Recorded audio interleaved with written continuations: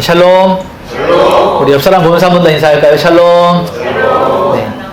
우리 지난주에 왔던 선교팀들이 이렇게 사진을 찍을 때 샬롬 교회 표시로 샬롬 이렇게 표현을 하더라고요. 뭐 그렇게 정한 건 아닌데 왜 그렇게 했는지 모르겠는데 밝고 또 이렇게 예쁘게 한번 그렇게 했는데요. 저희도 그렇게 한번 인사해 볼까요? 샬롬. 샬롬. 네, 얼굴에 꽃처럼 이렇게 하더라고요. 네.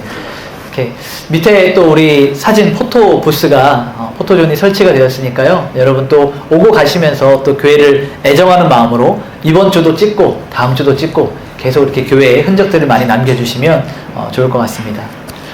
여러분 우리 인생에 만약에 계절이 있다면 여러분은 인생에 어떠한 계절을 지금 보내고 계시는 중이십니까? 아마 각기 다르게 표현하시겠지만 어떤 분들은 나는 굉장히 싱그러운 봄을 지나고 있어. 새롭게 뭔가 시작하는 것 같아 라고 표현하시는 분도 계시고 나는 지금 너무 더운 시기를 지나고 있어. 난 인생의 한여름이야.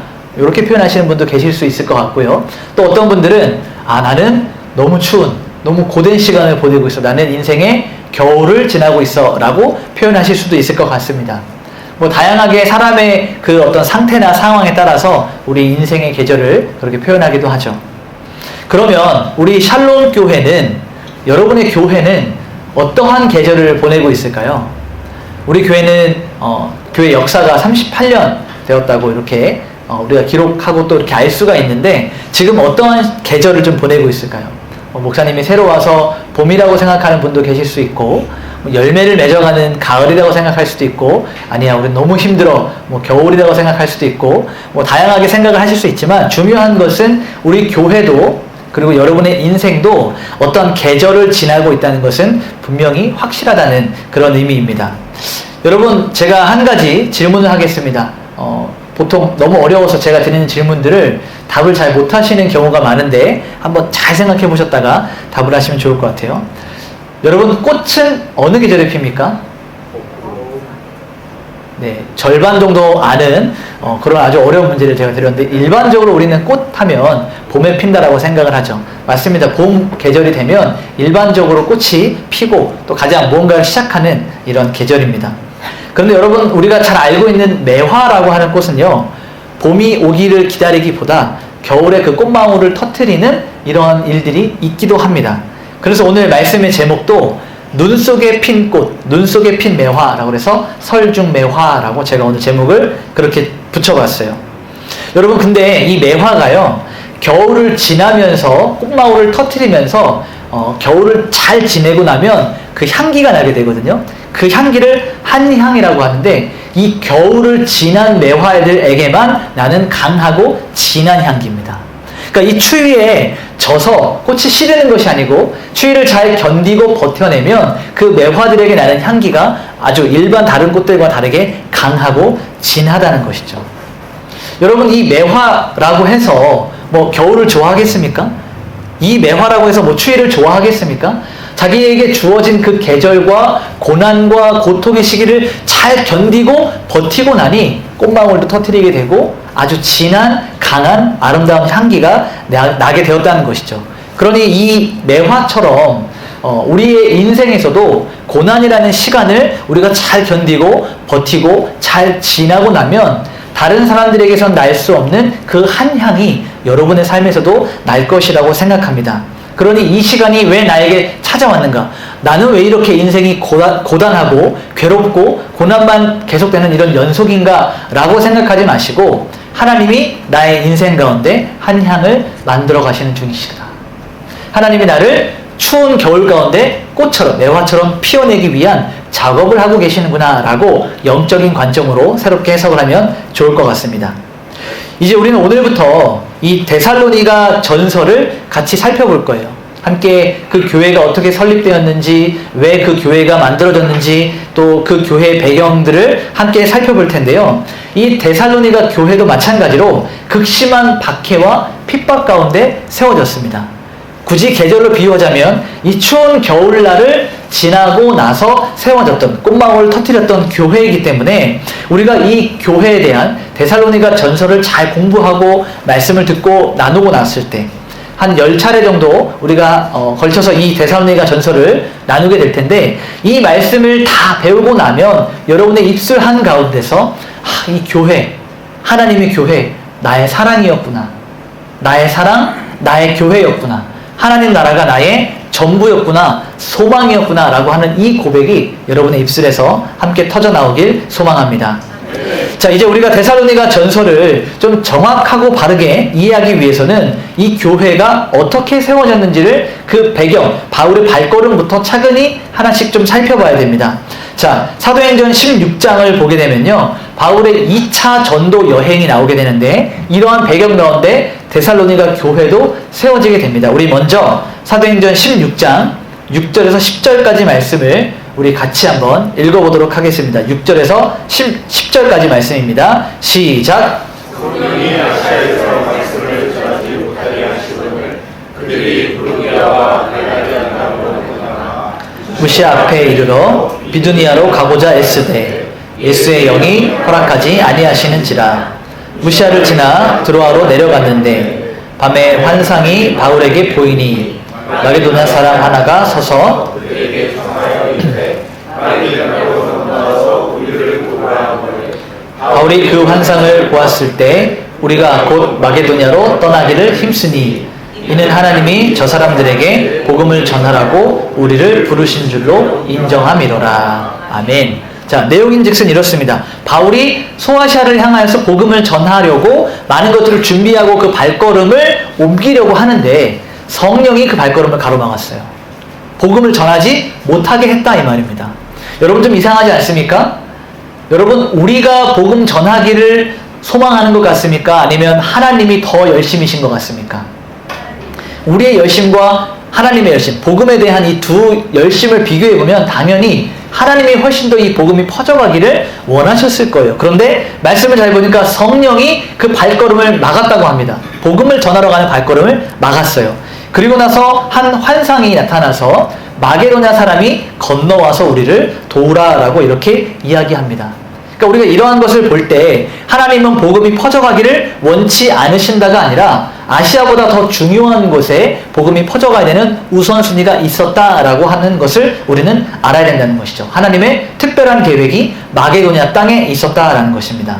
자, 9절에 보니까 마게도냐 사람이 건너와서 우리를 도우라라고 이렇게 이야기하면서 마게도냐 땅으로 이들이 발걸음을 옮기게 되는데, 이 마게도냐는 오늘날의 그리스 북부 지역입니다. 그러니까 유럽의 시작점을 말하는 거예요. 유럽 선교가 실제로 시작되는 그 첫 발걸음이 바울의 2차 전도 여행이었고, 이 마게도냐 땅으로부터 시작이 됩니다. 이 고대에, 이 당시에 이 마게도냐는 로마 제국의 이 치하 아래 있었는데 동양과 서양을 이어주는 아주 중요한 역할을 했어요. 그러니까 이 마게도냐는 굉장히 중요한 요충지였을 뿐만 아니라 오늘 우리가 다루고 있는 이 데살로니가라고 하는 이 도시도 마게도냐 지역 안에 있는 수도로서 아주 굉장한 행정적인 중요한 역할을 했던 도심지였습니다. 자, 그러면 이 바울이 소아시아를 향해서 가다가 마게도냐로 발걸음을 틀어서 곧바로 데살로니가 땅에 도착했느냐? 그것은 아닙니다. 자, 이제 우리가 말씀을 하나씩 살펴보면서 바울의 여정을 같이 좀 따라가 보려고 합니다. 사도행전 16장 12절 말씀을 우리 같이 한번 읽어보도록 하겠습니다. 시작. 거기서 빌립보에 이르니 이는 마게도냐 사람의 첫성이요 또 로마의 신이라 이 성에서 수일을 누렸다. 아멘. 자, 마게도냐 땅에 도착하고 나서 첫 번째 만났던 도시가 빌립보예요. 우리가 잘 알고 있는 빌립보서가 배경이 되는 이 빌립보라고 하는 도시입니다. 근데 여기는 마게도냐의 첫 성, 그러니까 첫 번째로 만나는 성이자 또 다른 의미에서 표현은 이 첫 성이라고 하는 것은 중요하다. 가장 중요한 도시 중에 하나가 이 빌립보였습니다. 여기에서 바울은 수일을 유하다가 사역을 시작하게 됩니다. 자, 그런데 이 바울은요, 선교 여행, 그러니까 전도 여행을 할 때 그가 가지고 있었던 전략과 특징이 하나 있었는데 그것은 무엇이냐면 유대인들이 모여있는 회당으로 가서 복음을 전했다는 거예요. 그러니까 우리가 생각할 때는 복음을 전한다라고 하면 우후죽순으로 아무나 만나는 사람에게 복음을 막 전하고 예수 믿으세요라고 말할 것 같은데 바울은 항상 회당으로 먼저 가서 이 유대인들의 회당으로 먼저 가서 복음을 전했습니다. 여러분, 회당에 대해서 들어보신 적이 있으십니까? 우리가 뭐 성경을 읽을 때 회당 하니까 우리가 회당이라는 단어는 익숙한데 회당의 기능을 좀 잘 모를 수가 있어요. 회당은 우리가 성전, 혹은 예배당 정도로 생각하는 경향이 많은데, 여러분 한국에 여러분이 사실 때, 그러니까 태국으로 건너오시기 전에 동사무소라고 들어보셨습니까? 네, 아시죠? 우리가 오늘날에는 동사무소라고 말하지 않아요. 주민센터라고 해서 여러 많은 행정자치 이런 일들을 진행을 하게 되는데요. 회당도 마찬가지였어요.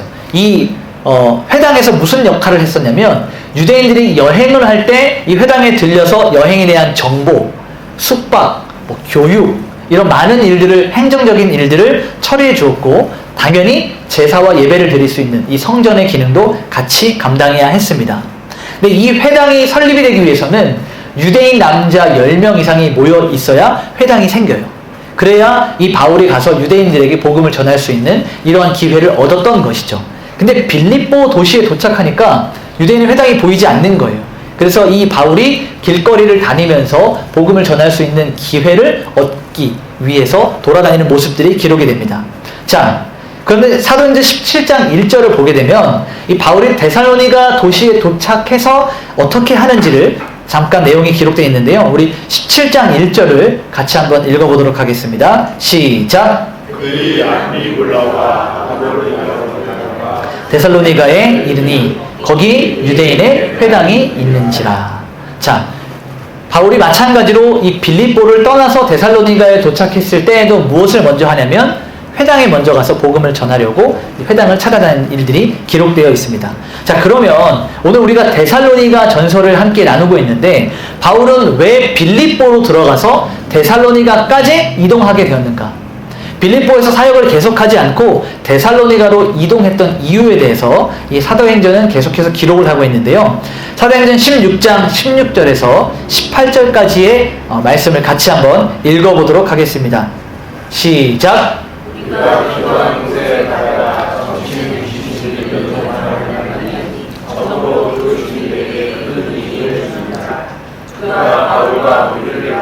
소리질러 이르되 이 사람들은 지극히 높은 하나님의 종으로서 구원의 길을 너희에게 전하는 자라 하며 이같이 여러 날을 하는지라. 바울이 심히 괴로워하여 돌이켜 그 귀신에게 이르되 예수 그리스도의 이름으로 내가 내게 명하노니 그에게서 나오라 하니 귀신이 즉시 나오니라. 아멘. 자, 바울은요 이 빌립보 지역에서 복음을 전하다가 한 귀신 들린 여종을 만나게 됩니다. 근데 이 중요한 것은 무엇이냐면, 이 귀신 들린 여종이 무엇을 하냐면 점을 쳐서 그의 주인에게 굉장히 많은 이익을 전달해 주는 거예요.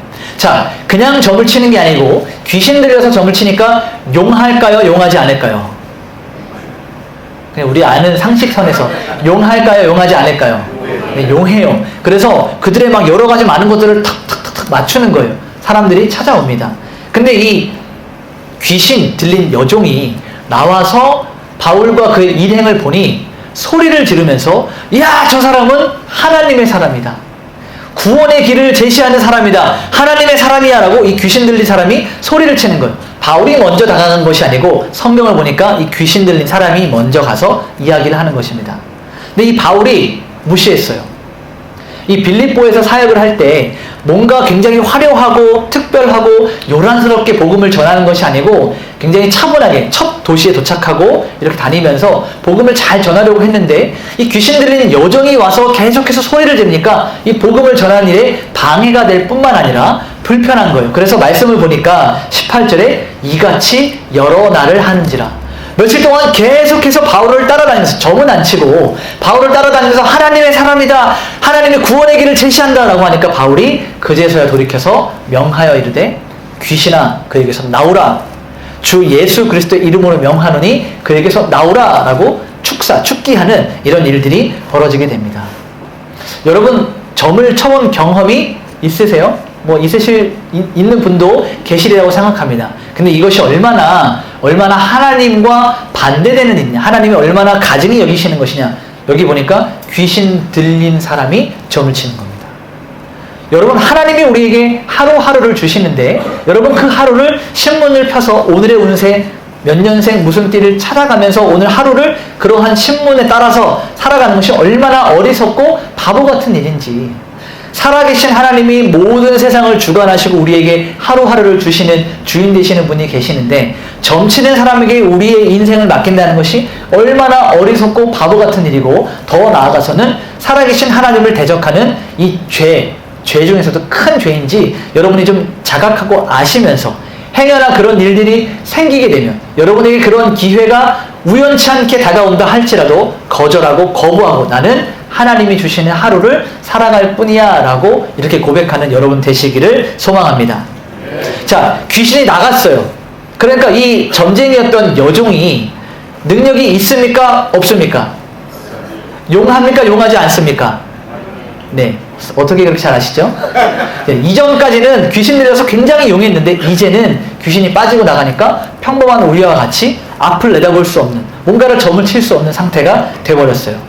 중요한 것은 무엇이냐면 이 종을 고용해서 부리는 주인에게 경제적인 타격이 생겼다는 거예요. 이 점치는 종으로 인해서 먹고 살았는데 이 종이 점을 더 이상 치지 못하니까 경제적인 타격을 받아서 바울과 실라 그리고 그의 일행을 고발합니다. 바울은 그냥 단순히 복음을 전하러 이 땅에 들어왔다가 자신에게 소리 지르는 하나님의 사람이다 복음을 전파하는데 좀 방해가 되었던 이 여종의 귀신을 쫓아냈는데 이 일로 인해서 한 사람의 경제가 완전히 무너졌고 그 사람은 바울과 실라 그 일행을 고발하여서 감옥에 가두게 되는 일들이 생겨나게 됩니다. 여러분 한번 볼까요? 사도행전 16장 19절을 같이 한번 읽어보겠습니다. 시작! 여종의 주인들은 자기 수익의 소망이 끊어진 것을 보고 바울과 실라를 잡아 장로로 왕에게 끌어갔다. 네. 그 다음에 이제 옥에 갇히게 되는데요. 그냥 옥에 갇히는 것이 아니고 심하게 매질을 당하고 고문을 당하고 옥에 갇혀서 손발이 묶이게 되는 이러한 고난 가운데 던져지게 됩니다. 근데 여러분 우리가 성경을 쭉 읽으면서 잘 아시는 장면인데 바울과 실라가 감옥에서 하나님을 찬송하는 그 이야기를 알고 계시죠? 그게 바로 이러한 배경에서 나오게 된 겁니다. 바울과 실라가 묶였어요. 감옥에 갇혔어요. 심하게 매질을 당했어요. 아니 내가 하나님을 전하기 위해서 이 땅에 왔는데 하나님 나에게 너무하십니다. 불평하고 원망하는 것이 아니고 그 밤에 하나님을 찬양합니다. 그랬더니 큰 지진이 나서 옥문이 다 열리고 손발에 묶였던 착고가 다 풀리게 됩니다. 여러분 바울과 실라와 같이 사실 범죄 아닌 범죄로 잡혀온 자들도 있었지만 그 감옥에는 아마도 중범죄를 저지른 사람들도 있었을 겁니다. 근데 그들의 문이 열리고 그들의 묶였던 손발이 다 풀리는 겁니다. 이를 관리하는 이 간수, 이 옥의 간수는 어떤 마음이 들었을까요? 아 이제 나는 죽었다. 이 관리를 제대로 하지 못하는 것들 다 도망갈 것이기 때문에 나는 죽었다라는 생각에 먼저 스스로 목숨을 끊고자 자결하려고 할 때 바울이 아니야! 그를 멈추고 내가 여기 있으니 걱정하지 말고 안심하라 라고 이야기하면서 그에게 예수 그리스도를 전하고 그 간수의 가족들까지 구원을 전하는 예수 그리스도의 복음을 전하는 구원이 놀랍게 일어나는 장면이 바로 이러한 배경입니다.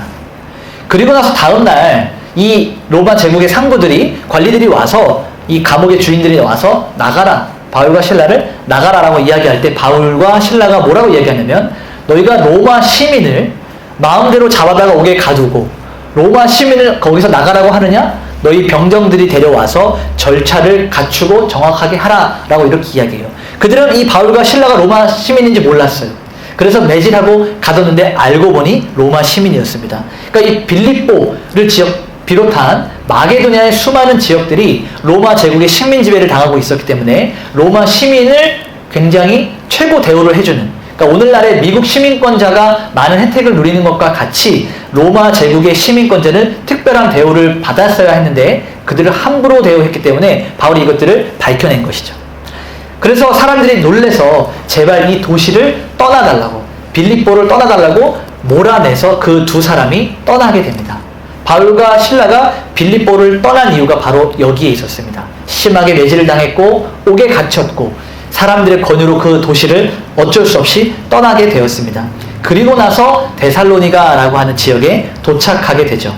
데살로니가에 도착해서 우리가 아까 읽었듯이 제일 먼저 했던 것은 회당을 찾고 복음을 전하게 되는데요. 사도행전 17장 1절부터 3절까지 말씀을 우리 같이 한번 읽어보도록 하겠습니다. 시작!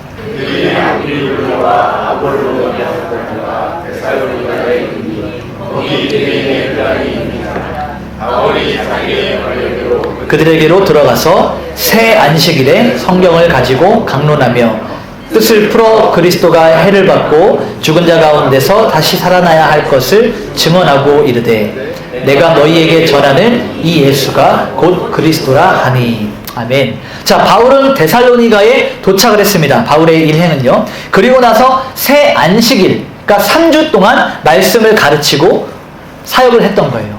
여러분, 3주라고 하는 시간이 좀 깁니까 짧습니까? 여러분이 저를 청빙하시고 제가 여러분과 3주만 사역하고 끝, 잘 계세요 하고 가버린다면 그 시간이 깁니까 짧습니까? 제가 가르치고 전하고자 하는 모든 내용을 3주 안에 전할 수 있었을까요? 저는 그렇지 않다고 생각해요. 굉장히 짧았어요. 3주 동안의 사역을 했다라고 성경은 기록하고 있습니다. 근데 이 말씀의 능력이 얼마나 힘이 있었는지 빌립보에서 막 쫓겨나서 데살로니가 땅에 도착을 했는데 바울이 안식일에 회당에서 가르쳤던 그 말씀이 얼마나 힘이 있고 능력이 있었는지 우리 4절 말씀을 보게 되면, 자, 우리 같이 한번 읽어볼까요? 시작. 그 중에 어떤 사람 곧 경건한 헬라인의 큰 무리와 적지 않은 귀부인도 권함을 받고 바울과 신라를 따르나. 여기에 이방인들, 헬라인이라고 하는, 경건한 헬라인이라고 하는 이방인들도 그리스도 예수를 믿기 시작하고, 적지 않은 귀부인, 여기서 말하는 귀부인은 고위 관리직들의 아내들을 말하고 있습니다. 그러니까 이런 사람들이 와서 예수를 믿기 시작하는 일들이 일어나는 거예요. 여러분, 우리도 마찬가지죠. 여러분, 이 교회가 차고 넘치면 여러분 좋습니까? 싫습니까? 별로 안 좋으신 분들이 몇 분 계시는데 2부의 자리가 꽉 차서 이제 우리 3부 예배도 드려야 됩니다. 그래서 1시부터 3부 예배가 드려집니다 라고 해서 2부, 3부, 1부는 사람이 너무 많아서 7시부터 더 땡겨서 0부 예배까지 4번의 예배를 드립니다 이렇게 하면 우리가 교회가 북적북적해서 여러분 또 보고 또 교제할 때도 좋아하실 거예요. 마찬가지입니다. 이때도 하나님의 말씀이 힘을 얻어서 흥왕할 때 많은 사람들이 좋아했습니다. 그런데 그 이면에는 이 말씀이 부응하는 것을 불편하게 여기는 사람들이 있었어요. 여러분, 정서적으로 이 유대인들은요, 선민사상이라고 있었습니다. 선민, 선택받은 백성.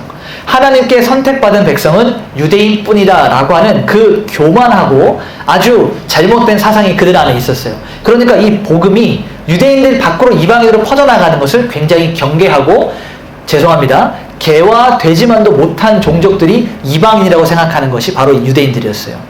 근데 이 바울의 가르침, 하나님의 말씀이 유대인들을 넘어서 이방인들에게로 막 들어가니까 유대인들이 보면서 불편한 마음을 갖기 시작했습니다. 그래서 이 사람들이요, 바울과 그의 일당에 찾아와서 그들을 괴롭히고 박해하고 핍박하기 시작하는 겁니다. 자, 사도행전 17장 5절과 6절을 같이 한번 읽어보겠습니다. 시작. 그러나 유대인들을 시기하여 불량한 사람들을 데리고 때를 지어 성을 소동하게 하여 야손의 집에 침입하여 그들을 백성들에게 끌어내려고 찾았으나 발견하지 못하매 야손과 몇 형제들을 끌고 읍장들 앞에 가서 소리질러 이르되 천하를 어지럽게 하던 이 사람들이 여기도 이르매. 자, 이 유대인들이 불편했던 점은 자신들만 믿었던 이 하나님의 말씀이 이방인들에게로 흘러들어가는 것, 그것이 첫 번째 이유였고요. 두 번째는, 자, 그러니까 바울이 되기 이전에 사울이 어떤 사람이었습니까? 유대교의 엘리트 중에 엘리트였어요.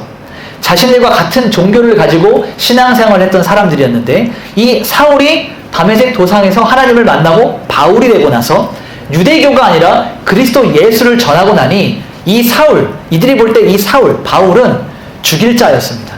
변절자였어요. 배신자였습니다. 그러니 그가 하는 모든 행위들이 못마땅한 것이었죠. 이 두 가지 이유로 바울과 그의 일행을 핍박하고 박해하는데, 자, 지금 배경이 어디입니까? 데살로니가라고 하는 이방 땅이죠. 그러니까 지금 이 유대인들이 분노하고 화를 내는 이유는 유대인들끼리의 일이에요. 그러니까 이방인들은 납득할 수 없는 이야기죠. 그래서 뭐라고 얘기합니까? 천하를 혼동케 하는, 우리 도시를 어지럽게 하는 자들이 여기 왔다라고 이야기하는 거예요. 그들의 종교적인 내용들은 싹 빼고 우리 도시를 불편하게 하고 어지럽게 하는 자들이 왔다라고 해서 야손과 그의 집을 급습합니다. 자, 말씀을 읽어보니까 야손의 집에 들어갔는데 바울이 있지 않았어요. 바울과 신라가 거기 있지 않았어요. 그래서 야손과 그의 형제들 몇몇 사람들을 끌어다가 이 장터 많은 사람들 앞으로 끌고 나왔습니다. 그리고 하는 말이 천하를 어지럽게 하던 이 사람들이 여기 있다라고 이야기하는 것이죠. 자, 17장 7절 말씀을 같이 읽어보겠습니다. 17장 7절입니다. 네, 제가 한번 읽어보겠습니다. 야손이 그들을 맞아들였도다. 성경이 말하고 있는 거죠. 사람들이, 유대인들이 야손이 바울과 신라를 받아들였도다. 그들을 돌봤도다 라고 하는 거예요.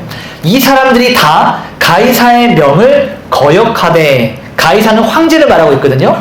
이 황제의 명령을 거역하되 말하되 다른 임금 곧 예수라 하는 이가 있다 하더이다 하니. 자, 이 당시에 로마 제국에 룰이 하나 있었어요. 가이사의 명령은 주라고 하는, 이 아도나이라고 하는 주는 한 분, 황제, 로마 황제에게만 주인이라고 하는 호칭을 붙일 수가 있었습니다. 근데 우리 기독교 신앙이 우리에게 들어오고 나서 우리 예수님을 뭐라고 부르죠? 주님이라고 불러요. 그러니까 믿지 않는 자들이 볼 때는 주가 둘이 되는 겁니다. 가이사와 예수라고 하는 주. 자, 주는 나라의 왕을 말하는 것인데 이들이 또 다른 제국을 세우려고 하는구나. 그러니까 로마 제국에 위협을 가하는 제국이 또 생겨나게 되는 그러한 관점으로 접근을 하게 되는 거예요. 그러니 천하를 어지럽게 한다라고 하는 것은 주, 로마 황제뿐만 아니라 또 다른 주인을 섬기는 자들이 나타났다라고 말하고 있는 것이죠. 자, 여러분, 사람들은 이 이야기를 듣고 혼란스러웠어요. 그리고 이 야손이라고 하는 사람은 바울과 신라를 돌봐주고 함께 믿음을 같이 했다는 이유 하나만으로 이 많은 사람들이 쳐들어와서 집을 다 휘저어놓고 많은 사람들 앞에 끌고 나와서 망신을 주고 고통을 주고 고난을 주는 일을 당하게 되었습니다. 왜요? 예수를 믿는다는 이유 하나만으로, 바울과 신라를 돌봐주었던 그 이유 하나만으로 이런 어려움을 겪게 되었습니다. 자, 말씀을 계속 살펴보니까요, 동네 재판장이 그 상황을 잘 보고 너 바울과 신라를 너희들에게서 떠나게 하기만 하면 내가 너희를 봐주겠다, 살려주겠다라고 이렇게 이야기를 했습니다. 야손이 듣고 생각하기에 내가 두려워서가 아니라 바울과 신라를 이 지역에서 내보내기만 하면 그들의 생명이 보존되니 그들을 보내기로 결정을 하는 겁니다. 그래서 바울과 신라가 어떻게 됩니까? 데살로니가 지역에서 쫓겨나서 다른 지역으로 이동을 하게 됩니다. 자, 아까 이 데살로니가 지역에서 몇 주 동안 사역을 했다고 말씀을 드렸죠? 네, 공식적으로 안식일에 3주 동안 사역을 했고 아마 조금 더 며칠이나 혹은 얼마 되는 시간을 좀 더 머물렀다라고 연구하는 학자들이 있어요. 그것이 어찌 되었건 간에 지금 바울과 그의 일행은 빌립보에서 핍박을 받고 매질을 당하고 이 데살로니가 지역으로 쫓겨나듯이 건너왔는데 여기에서도 불량배들이 와서, 유대인들이 와서 그들의 삶을 흔들면서 머물게 하지 못함으로 데살로니가에서 베레아라고 하는 지역으로 쫓겨나게 됩니다. 여러분, 이 베레아라고 하는 지역 여러분 들어보신 적 있으세요? 이 베레아라고 하는 이단도 있기도 한데, 여기 사실 이 베레아라고 하는 건 굉장히 좋은 지역이고 여기에서 말씀을 듣고 사모했던 자들은 말씀에 대한 열심이 얼마나 좋았는지, 말씀을 듣는 태도가 얼마나 좋았는지, 마치 오늘 지금 여러분들이 눈을 똘망똘망하게 뜨시면서 목사님 무슨 얘기를 하나 들어주시는 것처럼 말씀을 사모하고 하나님의 말씀을 배우는 것에 열심히 있었던 사람들이었어요. 여기서 바울이 도착해서 말씀을 잘 듣는 사람이 있으니 얼마나 힘이 났겠습니까? 열심히 말씀을 가르치고 있는데 사도행전 17장 13절을 같이 한번 읽어보겠습니다. 시작.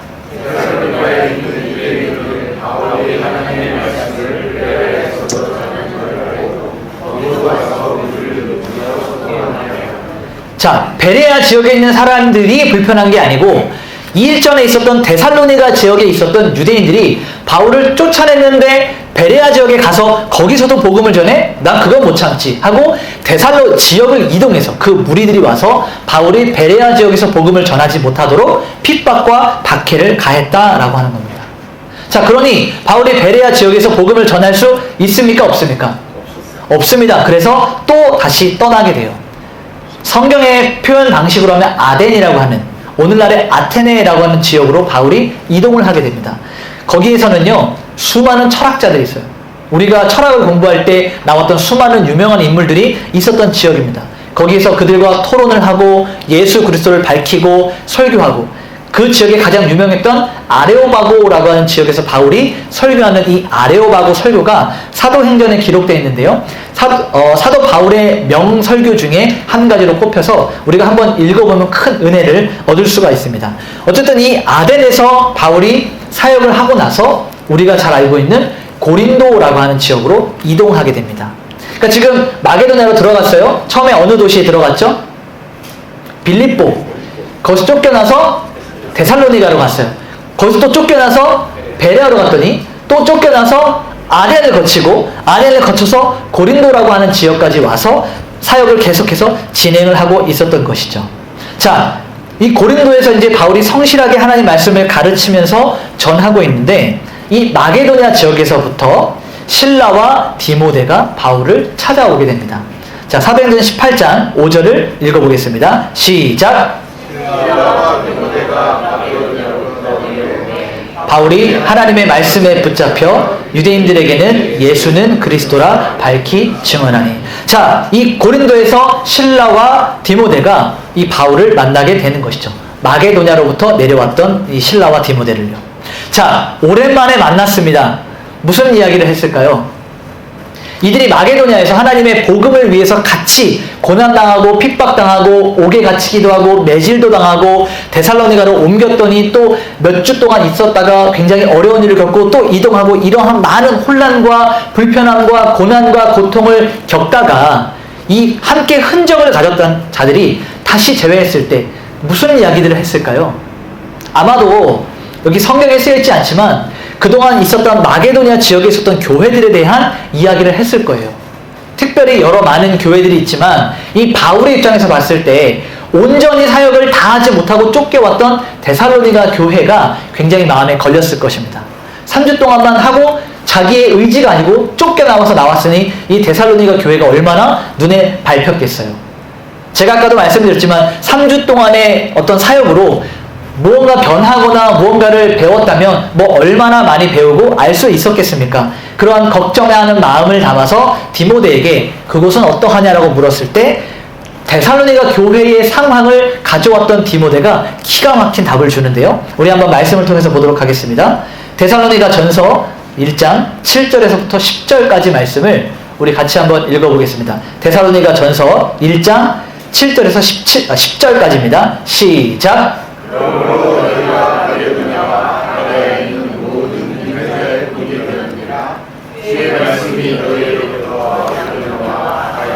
들릴 뿐 아니라 하나님을 향하는 너희 믿음의 소문이 각처에 퍼졌으므로 우리는 아무 말도 할 것이 없노라.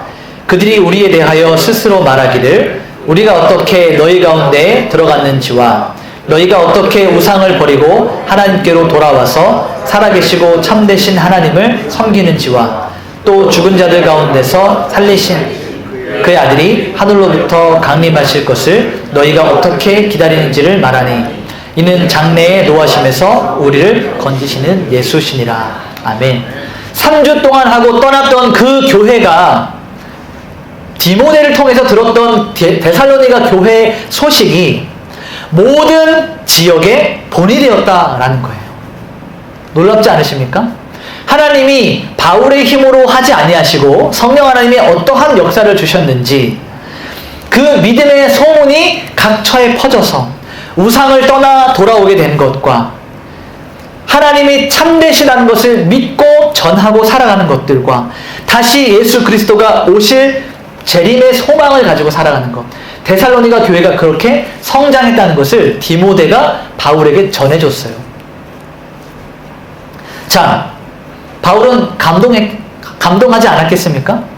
감격하지 않았겠어요? 자신이 짧게 거쳤지만 하나님이 그 땅 가운데 맺으셨던 역사와 열매들을 전해들었을 때 얼마나 은혜와 감동을 누렸겠습니까? 그래서 바울이 데살로니가에 있는 교회에게 편지를 쓰는데 그것이 바로 데살로니가 전서입니다.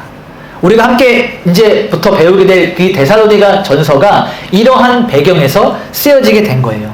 그럼 어떠한 목적을 가지고 이 바울이 데살로니가 교회를 아직 다 완전히 케어하지 못했던, 우리식으로 표현하면 AS를 좀 해주는데 어떠한 목적을 가지고 하느냐, 어떠한 목적을 가지고 편지를 썼느냐, 데살로니가 전서 3장 2절, 3절을 우리 같이 한번 읽어보도록 하겠습니다. 시작! 복음을 전하는 하나님의 일꾼인 디모데를 보내노니 이는 너희를 굳건하게 하고 너희 믿음에 대하여 위로함으로 아무도 이 여러 환난 중에 흔들리지 않게 하려 함이라. 우리가 이것을 위하여 세움받은 줄을 너희가 친히 알리라. 아멘. 지금까지 너희가 있었던 일들을 내가 잘 들었다. 이제 너희가 더 굳건하고 흔들리지 않고, 특별히 3절에 보니까 여러 환난이 있는데 그 교회에 너희를 어렵게 하는 여러 가지 많은 일들이 있는데 흔들리지 말고 견고하도록 내가 이 편지를 지금 디모데를 통하여 너희에게 보낸다라고 하고 있는 것입니다. 그래서 오늘 우리가 아까 1장 1절에 읽었던 말씀이 무엇이죠? 바울이 뭐라고 이야기합니까? 바울과 실로아노와 디모데는 하나님 아버지와 주 예수 그리스도 안에 있는 데살로니가인의 교회에 편지하노니 은혜와 평강이 너희에게 있을지어다 라고 이렇게 고백하고 있습니다. 여러분, 바울이 이 편지를 썼어요. 그렇죠? 바울이 편지를 썼는데 여기에 실로아노와 디모데를 같이 쓴 것처럼 이야기합니다. 사실 편지는 바울이 썼는데 이 동역자들의 노고와 수고를 치하해 주는 겁니다. 여러분, 어떤 사람들이 교회에 와서 샬롬교회가 너무 좋아졌네요. 이전보다 많이 밝아졌네요. 뭐 이것저것 저것들이 많이 생겼네요. 라고 얘기했을 때, 네, 그럼요. 제가 수고를 얼마나 많이 했는데요. 라고 말하는 것이 아니라, 이 교회가 이렇게 변화되기까지 보이는 곳에서, 보이지 않는 곳에서 수고하시는 분들이 많이 계십니다. 얼마나 그들이 열심히고 수고하셨는지 이 교회는 성도들이 만들어가고 갖고 갔습니다. 라고 하는 것과 같은 거예요. 바울이 이 편지를 직접 쓰지만 실로아노와 디모데가 이 일들에 있어서 얼마나 나의 동역자로서 수고했는지 이 편지를 함께 한 마음으로 보낸다라고 하는 마음으로 거기에 이름을 기록한 것입니다. 자, 그러면 실로아노는 누구냐? 바울이 지금까지 제가 신라와 함께 다녔다고 했는데 갑자기 실로아노라고 이런 표현이 되어 있는데요. 실로아노는 신라의 로마식 이름이에요. 그러니까 저는 한국 이름이 박길웅인데 영어 이름은 다니엘입니다. 그러니까 이 외국 친구들에게 My name is 길웅 팍 하면 잘 못 알아들어요. 그래서 데니엘이라고 하면 그냥 알아듣습니다. 제 이름을 그렇게 영어식으로 표현한 거예요. 신라라고 하는 말은 히브리어예요. 이 이방인들이 들었을 때는 신라라는 말의 단어를 잘 알지 못해요. 그래서 신라를 이 헬라식으로 로마식으로 표현한 게 실로아노라는 이름입니다. 그래서 디모데, 실로아노, 바울은 하나님 아버지와 주 예수 그리스도 안에 있는 데살로니가 교회에 편지를 보냈다라고 말하면서 은혜와 평강이 너희에게 있을지어다 라고 이야기합니다. 여러분, 은혜는 뭐죠? 은혜? 우리가 하나님의 은혜를 많이 이렇게 이야기하는데요. 은혜는 하나님의 선물입니다. 값없이 주는 것, 조건 없이 자격이 되지 않는 자들에게. 그러니까 내가 마땅히 수고해서 받는 것은 은혜가 아니에요. 여러분, 회사에 가서 일하고 나서 월급을 받으면 사장님의 은혜라고 표현하십니까? 우리 사장님 은혜로워. 내가 일했는데 월급도 주시네. 이렇게 표현하세요? 그렇지 않죠. 정당하게 내가 일했던 것에 대해서 받는 것이죠. 근데 은혜는요, 자격이 없는 자에게, 그러니까 내가 하지 않은 것에 대해서 더해 주시는 것이 은혜예요. 하나님의 은혜가 데살로니가 교회에 자격이 되지 않고 조건 없이 부어주시는 하나님의 그 선물이 교회에 있기를 바울은 기도하고 바라는 마음으로 편지를 쓰는 것입니다. 두 번째는 평강이 너희에게 있을지어다. 자, 평강을 우리 히브리어로 같이 한번 같이 해보겠습니다. 시작. 네, 굉장히 여러분 벌써 몇 개국어를 하세요. 히브리어까지 이제 마스터를 하셨는데 샬롬이에요. 모든 것이 원위치 되는 것, 흔들리지 않는 평안함이 바로 이 평강입니다. 자, 이 데살로니가 지역의 교회가 얼마나 많은 핍박과 박해와 어려움이 있었는지 이 교회와 성도들을 흔드는 요란스럽게 하는 일들이 많이 있었지만 너희는 흔들리지 말고 하나님 안에서 평안하라 라고 그 평강을 선물로 하나님께 얻기를 기도하고 구하는 편지였습니다. 그래서 이 데살로니가 1장 1절에는 누가 편지를 보내고 누가 편지를 받으며 하나님의 은혜와 평강이 그 가운데 가득하기를 바라는 마음이 1장 1절에 기록되어 있는 것입니다. 오늘 말씀의 결론을 맺도록 하겠습니다. 이 데살로니가 교회가 어떻게 세워졌는지, 그리고 어떠한 목적을 가지고 이 데살로니가 전서를 바울이 쓰게 되었는지 우리 그 배경을 함께 살펴보았습니다. 오늘 말씀의 제목이 무엇이죠? 설중매화죠. 눈 속에 핀 매화입니다. 이 휘몰아치는 한겨울에 눈 속에서 꽃을 피우는 가장 아름다웠던 그 꽃을 표현하기 위해서 붙였던 제목이에요. 이제 앞으로 우리가 데살로니가 전서를 함께 배워나가면서 이 교회가 마주했던 시련, 환난, 역경, 고난들이 어떠한 것이었는지를 함께 배우게 될 것입니다. 이 로마 제국이라고 하는 아주 강력했던 당시의 리더십 아래서 로마 황제만을 주인이라고 고백하고 살아야 했던 그 사회 속에서 예수가 나의 주인이십니다. 많은 것들에게서 끊어지고 고난당하고 매질당하고 핍박당하는 그 자리로 들어가기로 선택했던 데살로니가 교회의 성도들의 모습을 함께 살펴보면서 하나님 중심의 삶이 무엇인지, 그들의 가치관이 무엇이었는지를 함께 배우고 우리의 삶도 하나님 중심으로 살아가는 삶이 되기를 간절히 소망합니다. 제가 서두에도 말씀드렸듯이 이 매화, 겨울을 지났던 매화가 가지고 있던 향기가 있다고 말씀을 드렸어요. 한향이라고 하는. 추운 겨울을 지나야지만 얻을 수 있는 향기입니다. 여러분, 우리는 그리스도의 향기죠. 많은 사람들이 여러분의 편지가 아니라 여러분의 삶으로 드러내는 그 신앙의 향기를 통해서 그리스도의 향을 맡아낼 거예요. 향수를 좋아하시는 분들이 여기 계실지 모르겠는데 향수도 모조품들이 많습니다. 향을 비슷하게 내요. 근데 모조품과 진품의 차이가 무엇인지 아십니까? 향이 얼마나 오래 가는가, 잔향이 얼마나 남아있는가에 따라서 좀 달라져요. 여러분, 우리의 그리스도의 향기가, 우리 한향이 모조품이 아니길 소망합니다. 그저 누가 잠깐 지나고 나서 다시 보면 아무런 냄새 나지 않는 무색무취의 그리스도인이 아니라 고난과 핍박과 박해, 내가 예수 그리스도를 믿음으로 인하여서 참아야 했고 절제해야 됐고 인내해야 됐던 그 겨울을 지나서 만들어진 그리스도의 향기가 여러분의 삶에 오래도록 남아있기를 소망합니다. 같이 한번 기도하겠습니다.